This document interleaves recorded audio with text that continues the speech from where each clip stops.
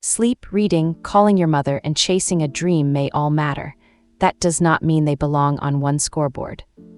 Open almost any feed and you can find a list of life's highest return habits. It feels like relief. Rank everything and uncertainty looks smaller.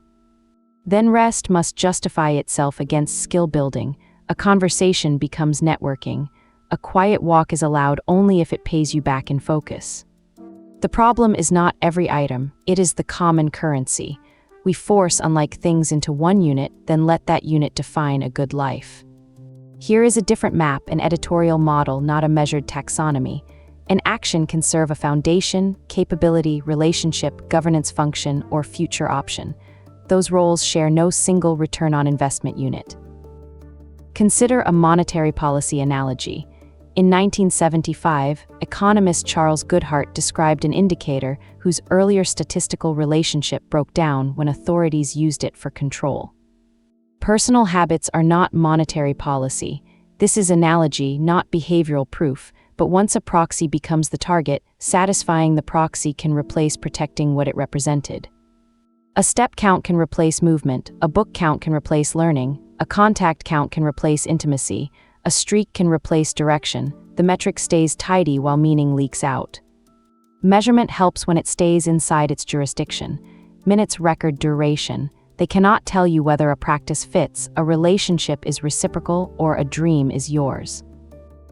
The first role is foundation, protecting a base whose loss constrains what sits above it.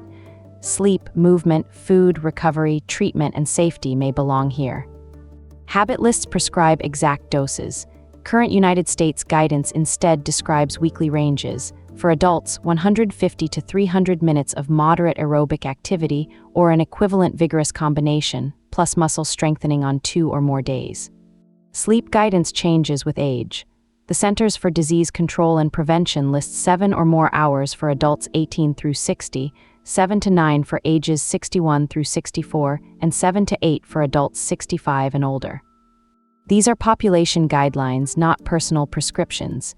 Health, disability, shift work, caregiving, safety, and access change what is appropriate or possible. Do not replace one rigid number with another. Foundation work looks unimpressive when success means capacity was preserved. No dramatic finish. Maintenance is not failed achievement, it is a different job. The second role is capability. It leaves something usable behind, a skill, decision, method, explanation, or piece of work. Reading can matter, but time with a book is not identical to durable learning. 2 experiments using educational prose compared repeated study with free recall testing. Repeated study performed better 5 minutes later. On tests 2 days or 1 week later, prior testing produced greater retention. That is specific to those experiments, not proof that reading is useless or every practice works alike. For this model, input is not automatically capability. Ask what you can now retrieve, explain, decide, correct, or make. A highlighted page may be valuable input. A rebuilt spreadsheet, corrected argument, rehearsed explanation, or changed decision leaves another trace. Do not demand output from every book, name what the session was for.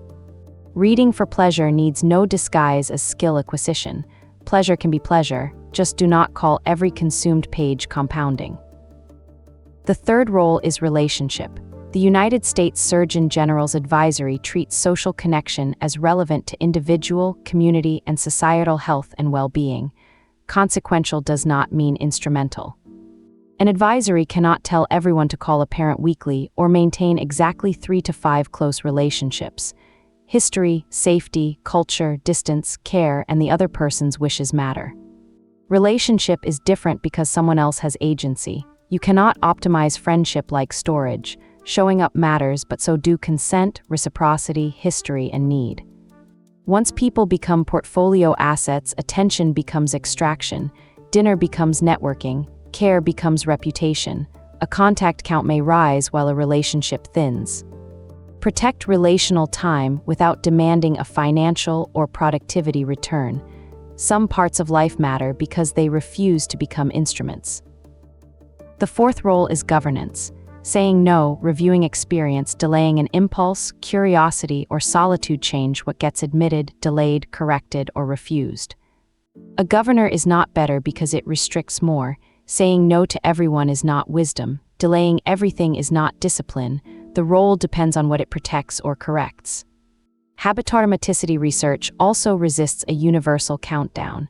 In one real-world study, modeled time to reach 95% of an automaticity plateau ranged from 18 to 254 days. That range is not your forecast. It shows why repeat this for 21 days and you have changed is too neat. Behavior, person, and context differ. Governance is feedback, not a badge. Do not turn a missed day into character judgment. Change the cue, reduce the step, remove a conflict, or pause the practice. The fifth role is option. A small action toward a possible future can reveal information. The universe does not owe it a payoff. Write one page, build a prototype, ask one informed question, submit one application. Each can make a future more legible. A daily streak does not prove that future is right. Options may close. Discovering that a path does not fit is not automatically a loss. It may be the information the experiment was meant to produce. A valuable practice may still be unavailable this season. Money, disability, caregiving, work, housing, safety, and access change the menu. Ignore those constraints and access looks like virtue. Here is an optional audit, not a diagnostic tool. Use it whenever a habit is sold to you or by you as an investment. First, what does this protect? If its role is foundation, judge the base it helps preserve, not whether it produces visible weekly growth. Second, what remains afterward? An output, recalled idea, corrected decision, practiced movement, or usable skill may indicate capability. Time logged alone does not answer. Third, who else has agency? In a relationship, ask what care, consent, reciprocity, and context require, not what the contact yields. Fourth, what future option does this open or test? Treat the action as an experiment, not a prophecy. Fifth, what cost is hidden? Sleep borrowed, pain ignored, money spent, another person instrumentalized, or joy turned into performance. A return is incomplete when its input disappears. The same activity can play different roles. A run might protect a foundation, a group walk, a relationship, coaching practice, a capability, entering a race, an option. Purpose, context, and aftermath decide. This is why the highest return habit may not exist. The question asks for one winner before establishing one honest unit of value. A useful metric answers a narrow question, then stops. It counts minutes, sessions, pages, or calls. It cannot price care, dignity, grief, pleasure, or meaning. A good life is not the highest yield portfolio. Protect foundations, use capabilities, keep relationships human, let governance serve reality and options stay honest, give metrics small jobs and make sure they know where their authority ends.